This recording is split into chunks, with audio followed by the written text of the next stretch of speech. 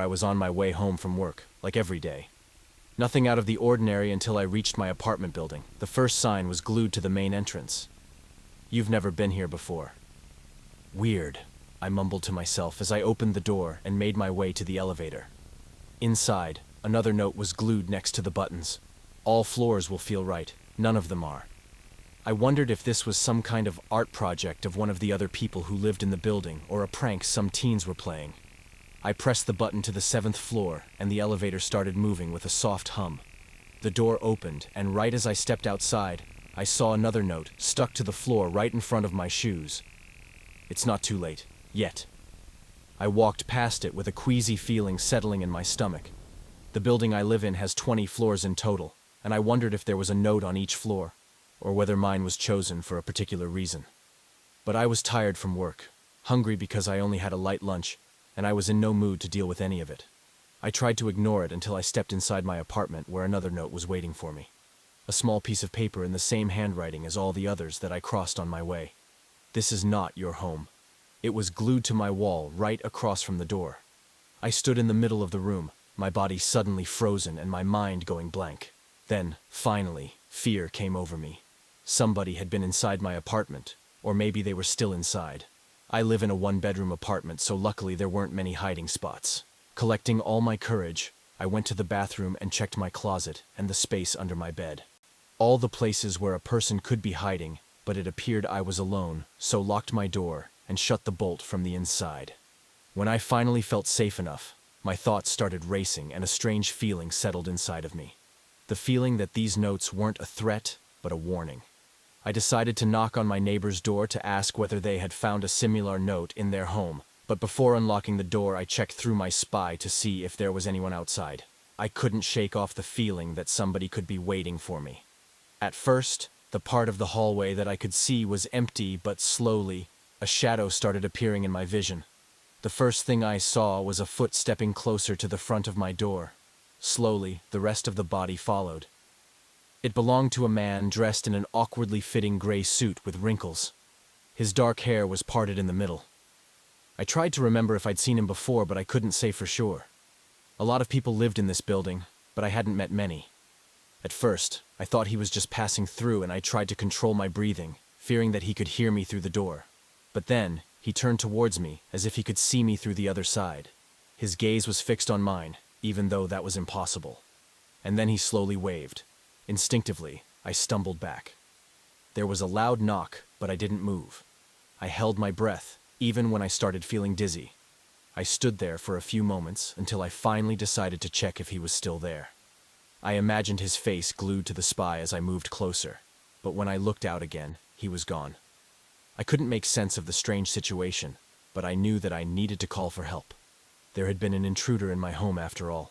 But when I went through my pockets and my bag, I realized that I didn't have my phone, and I never bothered to get a landline. It was too coincidental that I would lose my phone right on such a strange day. Somebody must have stolen it from me. I knew I had to get out and talk to someone, but I was too afraid that I would stumble into the strange man in the hallway. Before I could think of another plan, the sound of rapid knocking came from my door. This time it wasn't as loud. There was a different undertone to it. Fear. Carefully, I walked up to the spy again and saw the face of a young woman that lived on my floor. We'd met a few times in the hallway or the elevator. The knocking became slightly louder, and I heard a whisper. "Please, let me in." Reluctantly, I opened my door.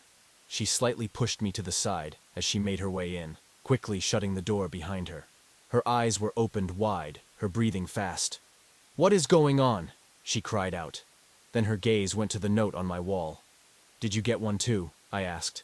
"I've been hiding in my apartment all day." "Something scary is happening," she responded. I didn't know what to do. But then I finally heard your door. "You're the first one I saw coming home." She looked away from the note and met my gaze. "Then I saw that man outside. I waited till he was really gone, and then I came over. Somebody was clearly messing with us, and seeing the fear in her eyes made me realize that this situation was real, and that we needed to get away as soon as possible. I don't know what the hell is going on, but we should probably try to get outside. We can take some knives." "We can't," she interrupted me. "There is no way out." "What do you mean there's no way out?" Once you're inside, you're stuck. What? She sighed. Do you know who I am? I'd met her a few times before, in the hallway or in the elevator where we'd chat a little. I don't remember your name, to be honest, but let me make this quick. You don't know me. We've never met before, and we don't live here. I laughed, but before I could say anything, she continued. Think about it. Really think. Try to remember. Is this your home? I looked around the sparsely furnished room. I looked for photos or mail, but there was nothing. Then I looked at her again. She wasn't much younger than me, early 20s maybe. Her brown hair was long and curly, going over her shoulders. I tried to think of the few times we met, and then I realized that something was off about the memories. Normally, when you remember moments, you see yourself in a third perspective, but everything I remembered was in first, like moments happening in real time. I swallowed. What is happening? Did I lose my mind? I finally asked, not really answering her questions. She shrugged. I tried to remember my family, friends, and my childhood, but there was nothing. My mind was blank. What's your name? She asked. Dan, I think. I'm Cassie. Cassie, why did you come here? Why would you trust me if you don't know me? She shrugged again. I couldn't hide forever. Shouldn't I be trusting you? I shook my head. No, I wasn't really sure what to say. I'm not dangerous, she smiled. I'm going out, I decided. Like you said, we can't hide forever. You look weak. I think you should eat something, collect your strength, and then we will form a plan.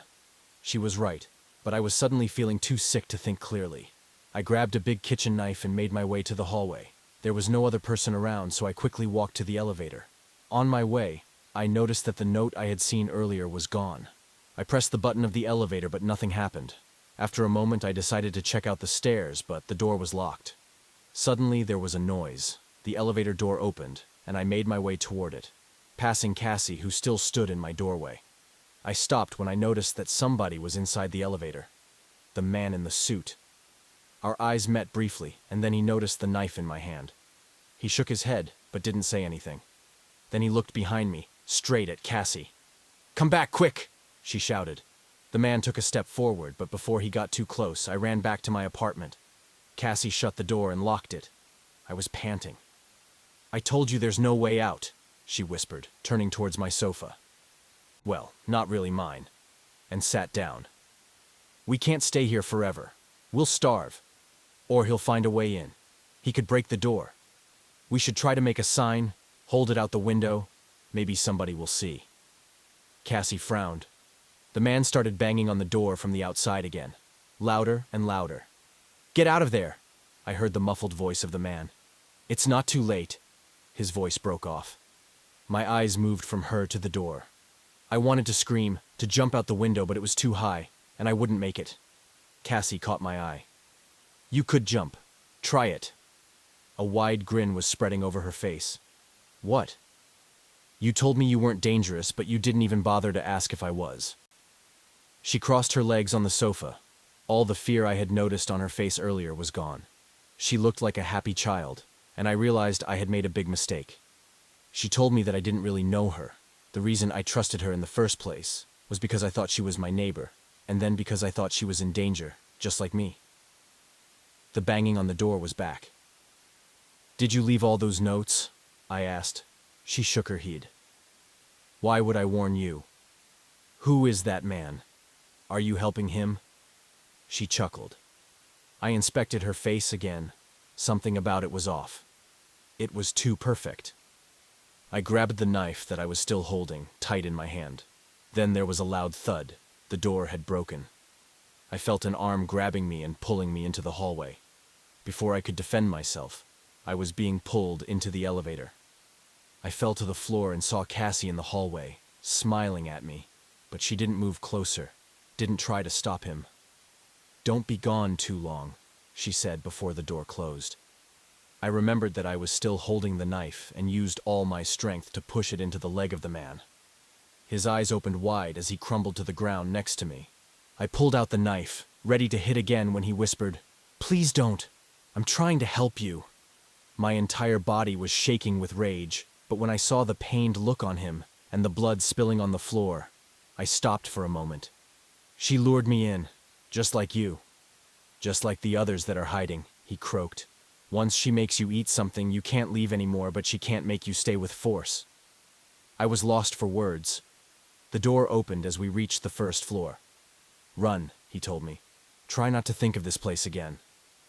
I looked at his bleeding leg and felt horrible. He was trying to help me this entire time. When he saw that I was hesitating, he added, "My leg will be fine. We heal faster here." "What's your name?" I asked. "Matteo. Gerard. It's the only thing I remember." "Matteo, I can't just leave you. You have to as long as you still can. And be careful, she will find a way to get you back." The first moments after leaving the building were a blur, but as I got further away, my real memories came back. Of my real home and my past. The memories of Cassie and my imagined home stayed as well. However, when I tried to find the building again later, I couldn't. I researched online for hours until I finally found him. Matteo Gerard had disappeared 5 years ago on his way to a job interview. He was only 20 then. As I looked further into it, I found that he had disappeared once before after he went to a festival. He was gone for a week when he suddenly came back to his parents out of nowhere. I can only imagine what happened then. They probably thought he'd taken too many drugs or that he was going through a psychotic episode. So a year later, Cassie found him again. And this time, he couldn't save himself. He told me not to think about it, but I can't stop it. I wonder why she let me go so easily. She was able to control my mind and my memories. There was no way she couldn't stop me. But then I think of the smirk on her face when she told me to just jump. My fear was all a game to her. She let me leave because she knows she can get me back. And play another round.